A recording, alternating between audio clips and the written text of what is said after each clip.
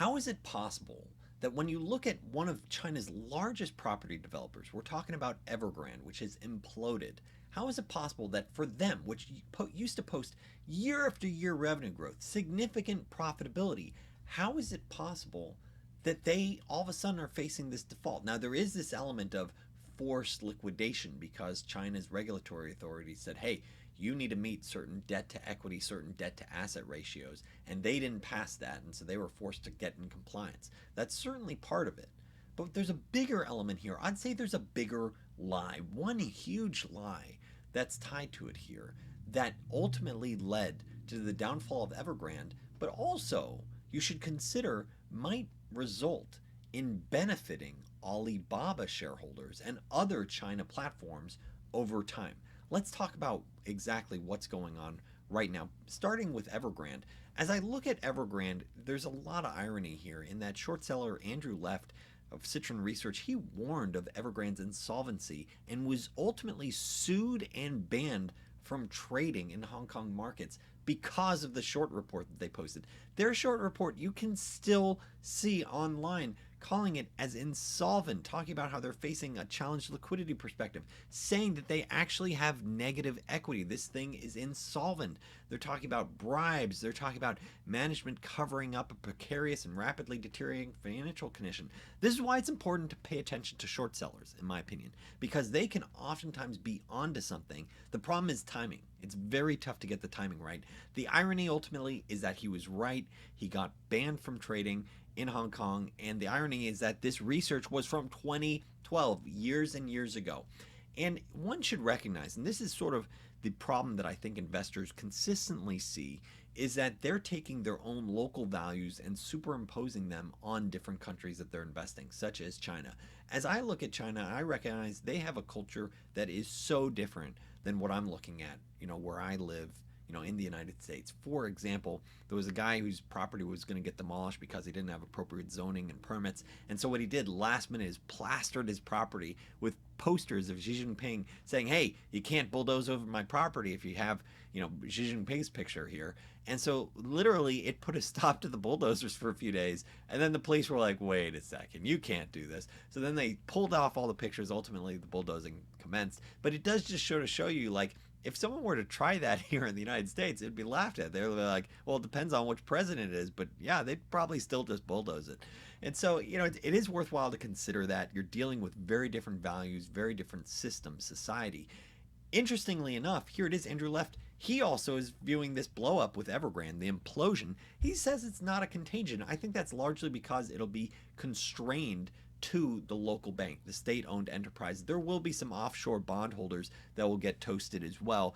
Then they're generally not creating sort of a contagion effect, because I think it's been well telegraphed that you're having problems here with Evergrande. It's been well, sort of articulated, telegraphed, however you want to show it. And a lot of liabilities are internal to China. That's a key element that we're going to talk about in just a second, how a lot of the liabilities are in RMB. Yes, there's a lot of US dollar debt with Evergrande, but there's also a lot of internal liabilities in the system.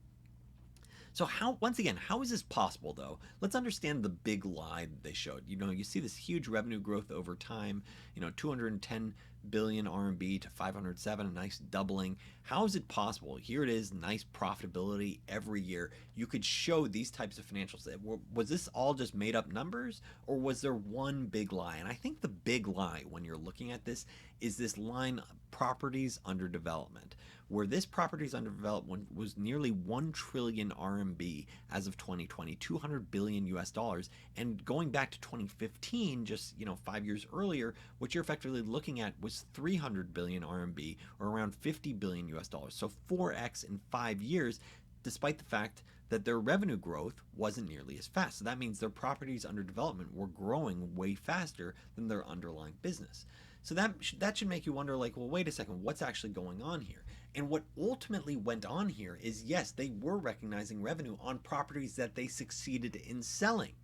But there were tons of properties that they were investing in. Hey, let's the property bubble keep going. They were investing in properties that no one wanted. And instead of being a reasonable, honorable management, what they did is they commenced one big lie, which was saying, hey, we're not going to recognize the write downs on these properties. We're going to try to sell them up. No one's interested in these ghost towns. And the reality is, these are real ghost towns that they tried selling. I mean, there's even whole websites dedicated to the ghost cities in China, effectively chronicling, like, here's this Evergrande property. No one lives in it. Huge, big ghost town. And that's the problem. That's the epic big lie that you had with Evergrande that ultimately tied to what blew it up, which is that they weren't taking write downs on their bad properties. They were able to sell their good properties, but there was a ton of stuff that they weren't able to sell. A lot of, just money keeps going into more and more properties, and that properties under development figure just goes exponentially despite the fact that their sales isn't keeping up. So then the next question is like, well, wait a second, where to from here? And so I really have two thoughts on the matter, as it comes to it. Now, first, if this is your first time tuning in, my name is Daniel. You're watching Unrivaled Investing. This is a no hype, mission focused channel, usually trying to find potential multi-baggers, types of stocks that could potentially go up hundreds or even thousands of percent. I don't think Evergrande fits that. I don't own any Evergrande stock. That said, regular viewers do know that I have a basket of about 25% of my portfolio in Chinese stocks. Now, a lot of folks are worried, hey, could this sort of debt blow up result in the Chinese economy taking a big hit? And I think that is a legitimate concern. But let's focus on Evergrande first, and then I'll talk about that second risk. I think of contagion within the Chinese economy. So with Evergrande, I think what you're effectively going to see is the CCP saying, wait a second, we don't want a disorderly liquidation. That doesn't benefit anyone. Yes, we have a lot of debt. Yes, these companies have a lot of debt, but we want to work through it in a systemic way. And so what they ultimately do, recognizing, this is from Ray Dalio's framework on debt crises, is that there's really only 4 ways to deal with overly leveraged situations, especially when the debt is in your own currency, which it predominantly is with China. So 4 ways that typically deal with debt. You have taxes, but that's really tough because ultimately you're just moving money from one pocket to the other. It doesn't really expand the pile, and it doesn't really address the core issue of, hey, there's this huge amount of debt. Yes, higher taxes or taxing the rich can help pay it off, but it doesn't really fundamentally change it. Okay, then there's austerity. Yes, let's cut back on how much we spend. The challenge there is when you have austerity, that's someone else's income.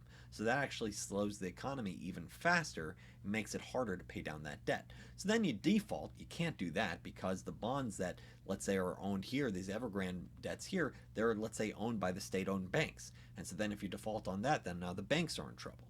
And so that's the challenge that you face that gets you here. So what's the final solution that solves it? And this is also the Ray Dalio framework, which is that you effectively paper over the solution, where the central bank effectively, prints a ton of money and says, hey, if our banks are, or that they effectively, put infusions into their local banks, where, yeah, maybe the state-owned banks are now, not capitalized enough. Okay, we're going to recapitalize them with a ton of money. And so what you see there is, I don't think you're going to have a disorderly liquidation with Evergrande. I think you'll see it slowly liquidate over time. That's what I would expect. Now, I don't have skin in the game on Evergrande. I do have several bets on various different Chinese equities, one of which I've called out is Alibaba. And how can Alibaba possibly benefit from this situation? So check out my other videos if you want to learn about Alibaba and why I think the risk reward is quite interesting. Potentially multi-bagger territory despite being a large company.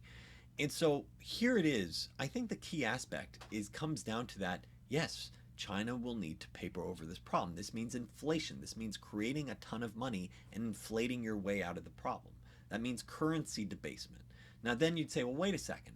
So, if China is going to debase their currency, well, if you're investing in it, won't that be a problem because you're taking your US dollars, or if you're, in Europe, you're taking your euros and you're buying in Hong Kong, the Hong Kong dollars, and their business operations are in RMB.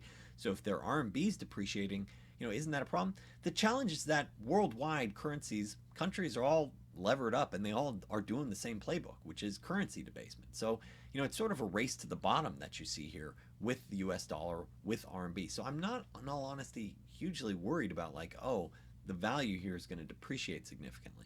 That said, when you start this currency debasement, approach, it's effectively saying, hey, we're going to paper over our problems by doing this. What ends up happening is that, let's say, a good that's sold on a platform on Alibaba, it normally goes, some widget, normally goes for X RMB. Now, because of inflation, 2 years later, it's going for 10% plus X or 20% plus X because you're having this pricing inflation, because you're having currency debasement relative to physical goods. Well, Alibaba wins in that scenario because they are a platform that gets a cut off of the value that goes across their platform.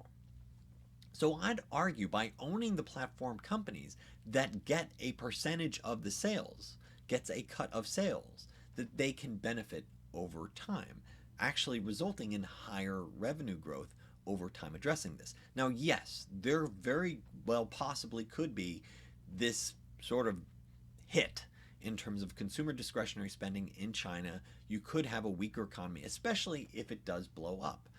But it comes down to, do you think the CCP will let a disorderly liquidation happen? Possible.